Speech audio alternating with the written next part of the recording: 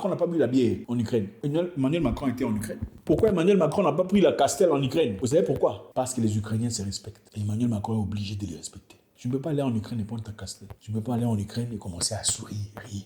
Pendant qu'il y a les gens en Ukraine sont morts comme ils sont morts en RDC. En Ukraine, les gens sont morts comme les gens sont morts en République démocratique du Congo. Pourquoi vous riez? Pourquoi vous riez? Vous riez pourquoi? Pourquoi vous prenez des selfies? Vous êtes des animaux ou des hommes? Vous êtes quoi?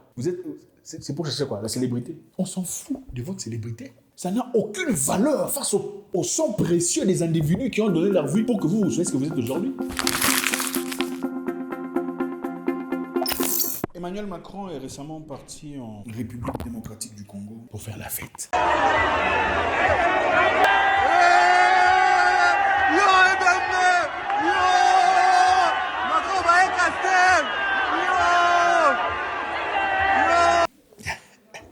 La RDC est un pays très particulier qui, depuis beaucoup de temps, a traversé un moment très difficile. Mais vous savez, on dit, il arrive un moment où on devient désensibilisé à la douleur. C'est un peu comme les médecins, ceux qui lavent les cadavres, tout ça, ceux qui le préparent pour l'enterrement. Hein? On devient, comment on dit ça, désensibilisé, non?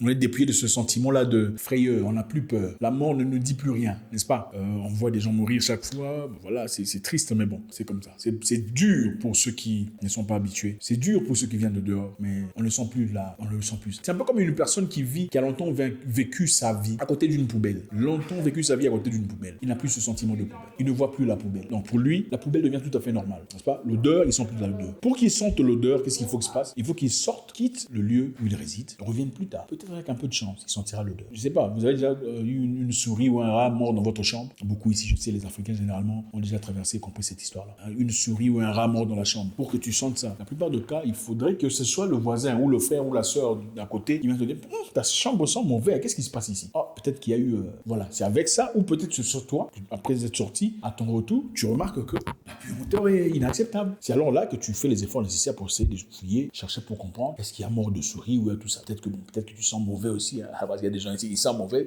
Quand on sent mauvais, on ne sent plus son odeur. Quand on a vécu longtemps à côté de la poubelle, on ne sent plus l'odeur de la poubelle. Et quand on te dit que tu sens mauvais, tu te fâches. Hey, tu veux nous montrer quoi? Tu ne sens plus l'odeur.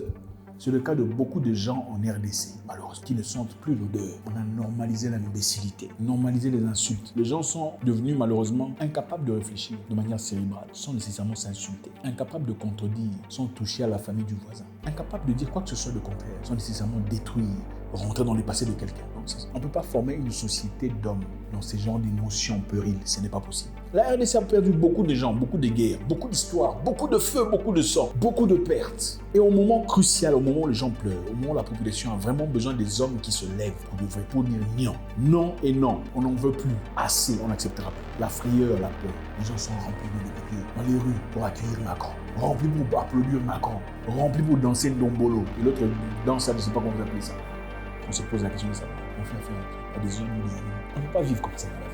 Emmanuel Macron, dans sa politique internationale de la France-Afrique, que beaucoup connaissent, a influé de manière drastique sur ce qui se passe aujourd'hui. Pour ceux qui savent, nous savons. Je me retiens de dire beaucoup de choses. Okay? Donc, cette politique internationale a agi de manière drastique, a contribué de manière emphatique dans beaucoup de choses qui se passent. Mais pour que le Congolais zaïrois se lève et lui dise la vérité en face, ils sont là comme ça, comme des petits enfants qui regardent. Même le chef de l'État assis, en train de regarder, d'observer. Aucune personne capable de dire « Niet, Monsieur le Président, taisez-vous. Là, vous avez fâché. Là, vous avez, en fait, d'ailleurs, vous avez envoyé de l'argent, autant d'argent pour soutenir des gens qui ont fait ça. Aucune personne capable de parler. Vous savez, vous voyez, il y a des gens, il y a des gens dans la vie où, quand c'est de loin, on t'insulte comme pas possible. Hé, toi, malade, quand on va t'avoir, on va te montrer. Mais quand c'est face à face comme ça, salut, comment ça va? Vous connaissez des gens comme ça? Oh lui, quand on va la voir, moi aussi on m'a déjà fait ça. Oh lui, quand on va le montrer. Mais quand on m'a vu comme ça, oh chef, c'est toi. Comment ça va? Ça fait longtemps, chef, c'est ça. Des poltrons, des lâches. Vaut mieux mourir qu'être un lâche. Je sais que ça c'est dur. Ce n'est pas pour tout le monde. Un lâche ne peut jamais accepter ça. Un lâche n'a aucune raison pour laquelle il mourrait. Un vrai homme mourrait pour des raisons. Un vrai homme, c'est une personne qui meurt pour des raisons. Il y a une raison pour laquelle il mourrait, il donnerait sa vie. Un vrai homme, vous touchez à sa mère. Soit quelqu'un tombe, soit c'est lui qui tombe. Ça, c'est un homme. Un vrai homme, vous touchez à sa fille. Soit c'est quelqu'un qui tombe ou c'est lui qui tombe. Il y a des gens ici soumis dans l'imbécilité qui accepteraient n'importe quoi et diraient c'est la volonté de Dieu. Dans un pays aussi grand, le pays de Lumumba. Le pays de Lumumba. Je pense qu'il se tourne dans sa tombe aujourd'hui pour le sacrifice qu'il a fait. Un jeune homme s'est sacrifié. Qui s'est sacrifié pour des gens qui n'ont pas mérité ça. Ils n'ont pas mérité ça. Les Congolais n'ont pas mérité le sacrifice de Lumumba. Le Congolais n'a pas mérité le sacrifice de Lumumba parce que c'est lui-même qui trahit son frère pour des intérêts personnels. Au lieu que les Congolais se lavent aujourd'hui, ils se disent, ok, l'élection là, ce n'est pas notre problème. Pour l'instant là, on doit d'abord se battre pour que la guerre finisse. Au fait, il y a une partie de la RDC où les gens n'entrent même plus. Là-bas, on a oublié ça, c'est l'Est du pays. Il y a Kinshasa.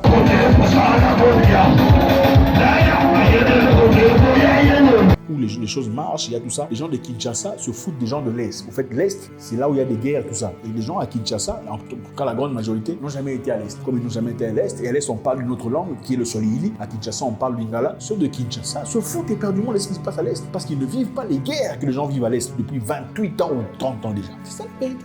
Très peu sont ceux qui sont sensibles aujourd'hui à ce qui se passe à l'Est du pays. Ils n'en subissent pas les conséquences. Ils sont en train de construire, on les vole, ils sont en train de changer. C'est ça. Emmanuel Macron est venu. On l'a emmené à Bandal, quartier populaire. Okay, pour aller dans...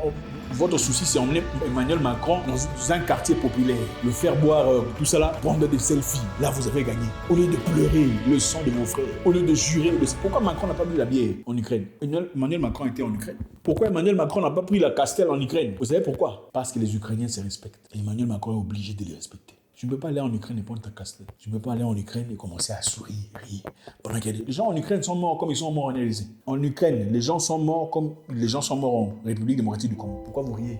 Pourquoi vous riez? Vous riez pourquoi? Pourquoi vous prenez des selfies? Vous êtes des animaux ou des hommes? Vous êtes quoi?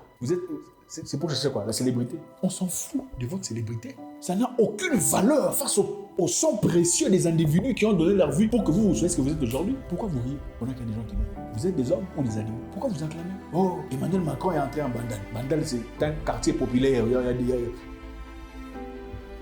Quand vous allez là à Château-Rouge, on vous acclame. Quand votre président va à Paris ou en France, à Lille, on l'acclame. On dit que votre président devait aller là-bas. Non, pourquoi vous êtes comme vous êtes des hommes ou des animaux? Oh, Emmanuel Macron est venu à Bandal. Donc, la mort de tous ces gens qui sont morts, là, ça ne vous dit absolument rien. Pour vous, ce qui est important, c'est que Macron vienne dans votre pays, blague avec vous tous comme si vous étiez des enfants. Joue avec vous comme si vous étiez des petits-enfants. Vous êtes incapables. Les Français là qu'on entend là sur Internet, il n'y avait aucune personne capable de parler français aussi intelligent que son français pour remettre Macron à sa place. Quand vous parlez de j'ai recadré, parce qu'on a des recadrer quelqu'un, c'est insulter quelqu'un. En fait, recadrer quelqu'un, c'est pas insulter. C'est pas ça recadrer. Recadrer, c'est intelligemment remettre quelqu'un à sa place sur des faits et des pratiques cérébrales. C'est ça recadrer. Sur le plan historique, ce que vous avez dit là, monsieur, c'est complètement faux. Parce que A, B, C, D. D'ailleurs, les statistiques montrent que A, B, c'est ça recadrer. Ce n'est pas toi, ta mère, ce n'est pas ça recadrer. Ça, c'est être stupide. Un homme ou un ami, c'est honteux. Macron n'a pas pris de Castel en Ukraine. Macron n'est pas cherché un quartier populaire en Ukraine. Il n'est pas parti. Il n'était même pas autorisé de le faire. La guerre n'était pas à Kiev. Il n'y avait pas de guerre à Kiev. La guerre, c'était loin. Mais à Kiev, il est venu avec respect. Les Américains à Kiev sont venus avec respect. Les Hollandais à Kiev sont venus avec respect. Mais chez vous, c'est parce qu'on ne vous respecte pas. Il est en train de prendre sa Castel. Et vous l'accompagnez dans la bêtise. C'est honteux.